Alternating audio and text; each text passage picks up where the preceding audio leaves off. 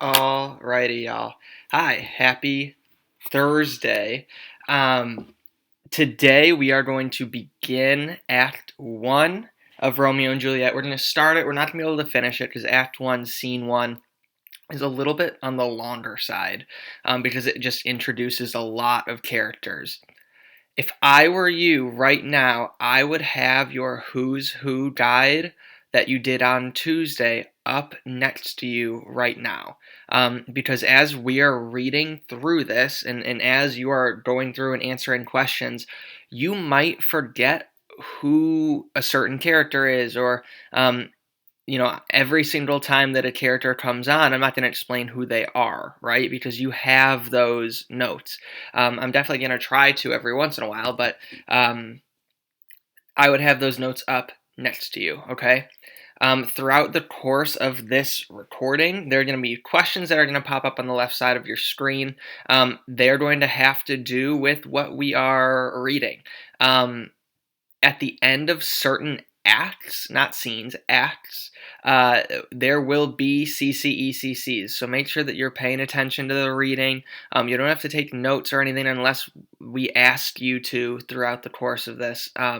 But just follow along and answer the questions, all right?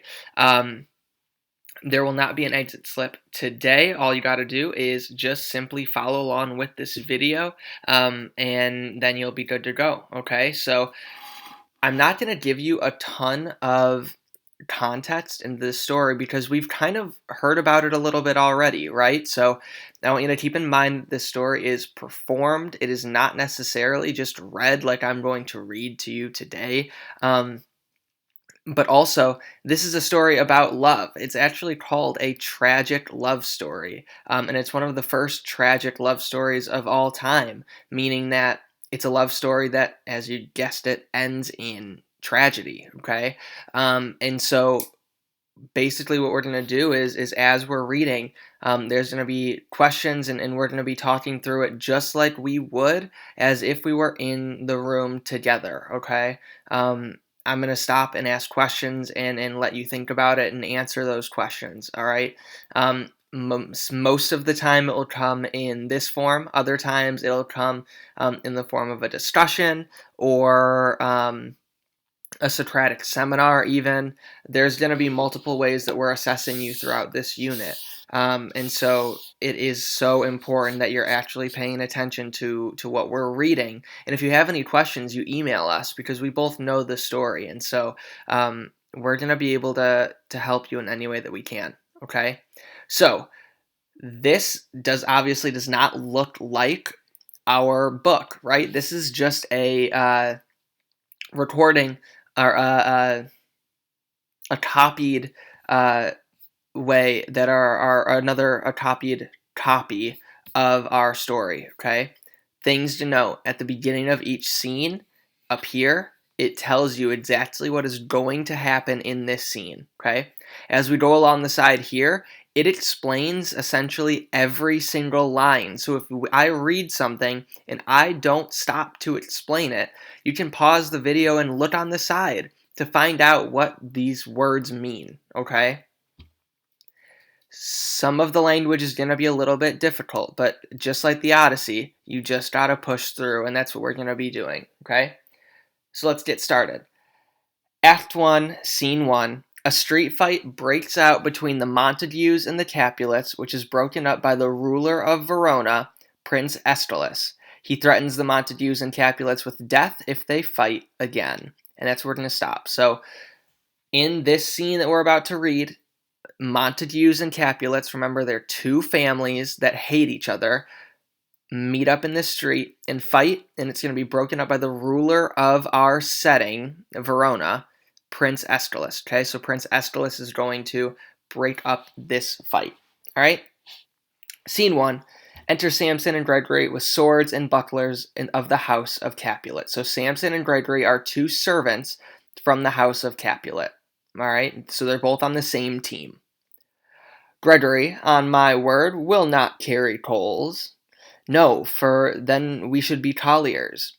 this is a joke, okay? So they back then used to be like, if you were a coal miner, you were of a really low class, right? So Samson is joking, like, oh, like we aren't poor. And then he was like, no, because then we would be coal carriers. All right, let's keep going.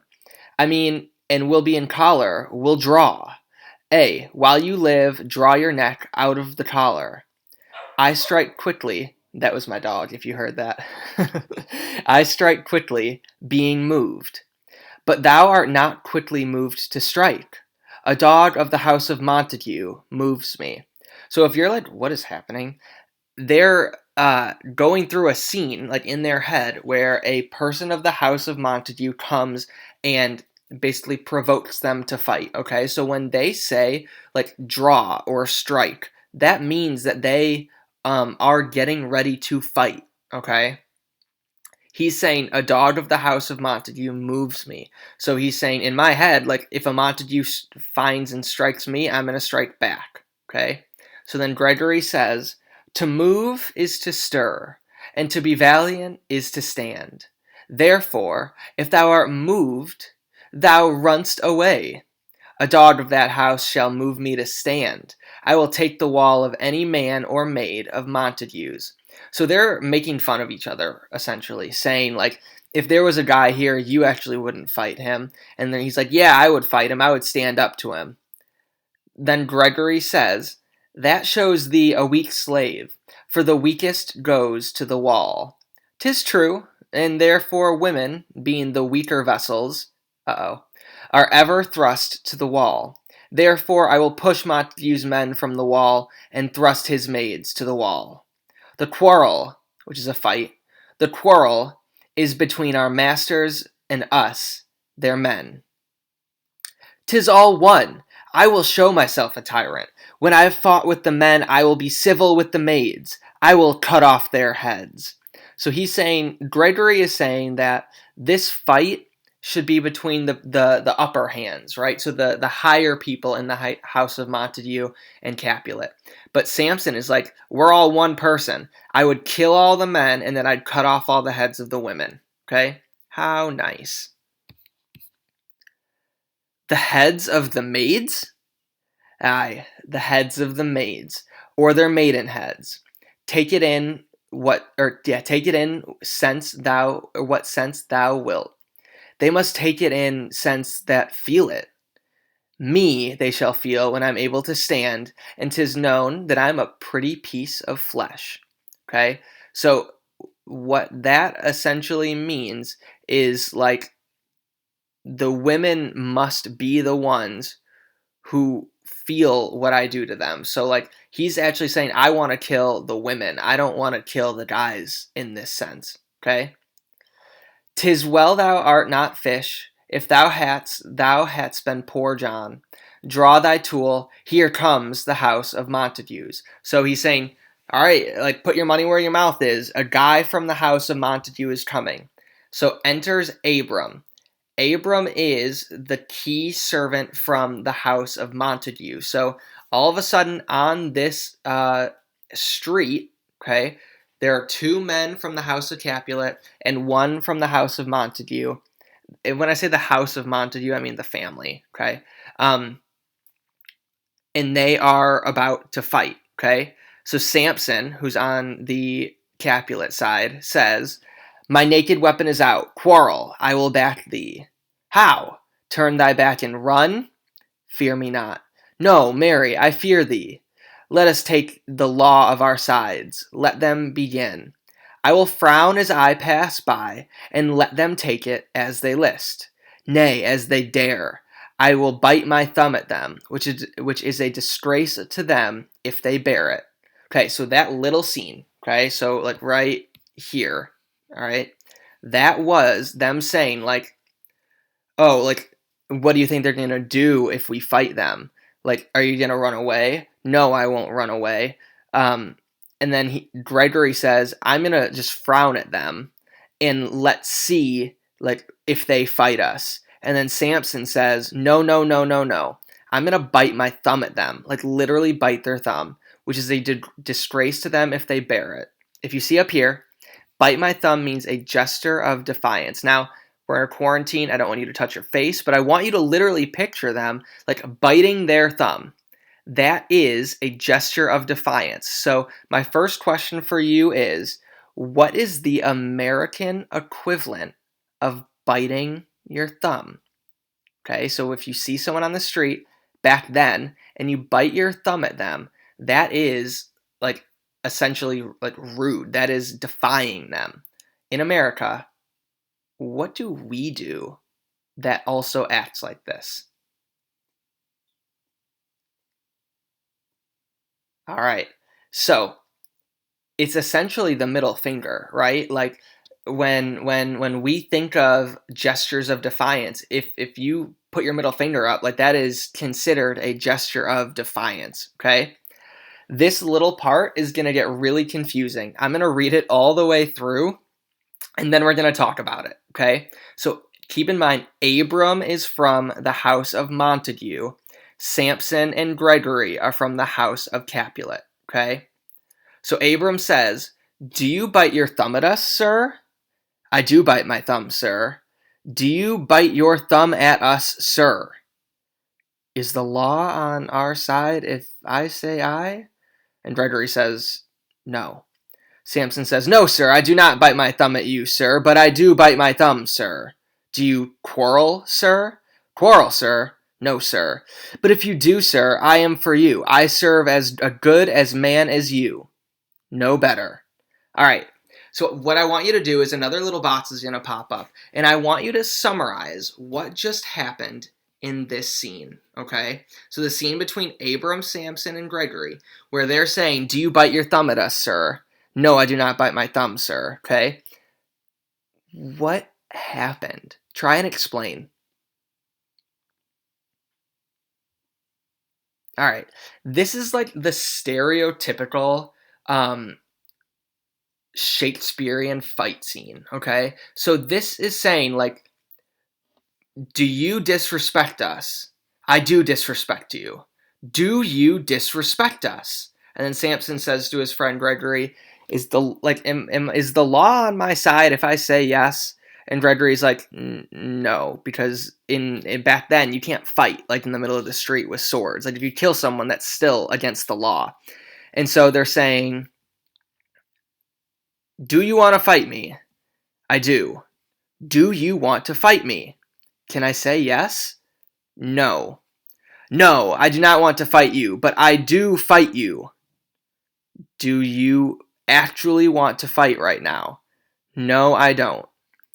"But if you do, I'm here to fight you." That's what that scene essentially means, okay? So they're saying like, "I want to fight you, but the law says that I cannot fight you here, okay? But I want you to know that I want to fight you and I would take you out if I could." Okay? Let's keep going. "Well, sir." So then we enter Benvolio. Benvolio, remember, is on the side of the Montague. So he's against Gregory and Samson, okay? Benvolio is our first main character that comes into this story, all right? So then Gregory says, aside to Samson, "Say better. Here comes one of my master's kinsmen." "Yes, better, sir." "You lie." "Draw if you be men." "Gregory, remember thy washing blow." And then they fight. Okay, so I want you to keep in mind like this is a stereotypical kind of like high school fight where like there's like a circle around them and there's people fighting in the middle. Okay, generally when this happens, someone comes to break it up, right? And this is Benvolio. Benvolio is one of the more like carefree. He just wants peace between the families, even though he's on Montague's side.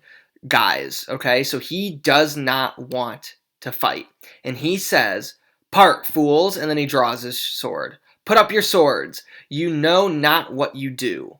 So he's like, if you do not put your swords away, I'm going to kill you all, okay? But then we enter Tybalt, who also has his sword out. If you remember, Tybalt is on the Capulet side, okay? So right now, Benvolio's on the Montague, Tybalt's on the Capulet, and Tybalt is a hothead. This dude just wants to fight, okay? And so Tybalt says, "What, art thou drawn among these heartless hinds? Turn thee, Benvolio, look upon thy death. I do but keep the peace. Put up thy sword, or manage it to part these men with me." So he's like, if you don't stop fighting, I'm going to kill your guys. And Tybalt says, "What, drawn and talk of peace? I hate the word." That's one of the more famous lines of this story, is talk of peace? I hate the word, meaning that Tybalt hates peace. "As I hate hell, all Montagues, and thee. Have at thee, coward." And they fight, okay? So they all fight. So Benvolio, all the servants, Tybalt are all getting into a fight. And then citizens come around and they form that circle that I was talking about, okay? "Clubs, bills, and partisans, strike, beat them down. Down with the Capulets, down with the Montagues," right? So it's just these two families that are always constantly fighting. We don't know why, but they are. They are in a constant fight, okay? So then old Capulet, so the king, or the head of the Capulet house, and his wife come in. And he says, "What noise is this? Give me my lawn sword, ho! A crutch, a crutch. Why call you for a sword?" So she's making fun of him, saying, like, you need a crutch, you don't need a sword, okay? And then Montague and his wife come in, and they say, and Capulet says, "My sword, I say. Old Montague is come, and flourishes his blade in spite of me. Thou villain Capulet, hold me not. Let me go. Thou shalt not stir 1 foot to seek a foe." So now the head of the Montague house and the head of the Capulet house, essentially these two old dudes, are about to fight. But then the prince comes in, okay? Remember, this is on a stage, so like he would enter from the back, or he would be way above, and the prince says his monologue, okay? This is one of the prince's biggest monologues. A monologue is where, like, it's one character, and they basically speak for a very long time. They give a speech, essentially, okay? The Prince Aeschylus is going to say some really, really important things to the story. I'm going to read it all the way through, and then we're going to dissect it piece by piece, okay? "Rebellious subjects, enemies to peace, profaners of this neighbor-stained steel, will they not hear? What, ho! You men, you beasts, that quench the fire of your pernicious rage, with purple fountains issuing from your veins, on pain of torture, from those bloody hands, throw your mistempered weapons to the ground, and hear the sentence of your moved prince. 3 civil brawls, bred of an airy word, by thee, old Capulet, and Montague, have thrice disturbed the quiet of our streets, and made Verona's ancient citizens, cast by their grave beseeming ornaments, to wield old partisans in hands as old, cankered with peace, to part your cankered hate. If ever you disturb our streets again, your lives shall pay the forfeit of the peace. For this time, all the rest depart away. You, Capulet, shall go along with me, and Montague, come you this afternoon, to know our farther pleasure in this case, to old Freetown, our common judgment place. Once more, on pain of death, all men depart." So I want to pause, and I want you to tell me, what is the punishment if the prince catches them fighting again? Read this over, okay? And then I want you to tell me, what is the punishment if the prince or any of his subjects finds them disturbing the streets again? That's where we're going to end today. Tomorrow we are going to start up again, okay? So we're going to read it from this scene, and I'm going to explain this monologue to you, okay? That is where we will start. Make sure that you turn in your ABC book if you have not turned it in already, okay? Make sure that you get that in. By the end of the week, we are going to be emailing home because this is a huge part of your grade. We are not putting in zeros yet because we know that this is like a weird time, but get this assignment in, okay? Get that done. This screencast was a little bit short, right? And there's not a ton to do with it. You have time to finish up your ABC book, all right? Get that in as soon as you can. If you have any questions, give us an email. Otherwise, we will see you tomorrow.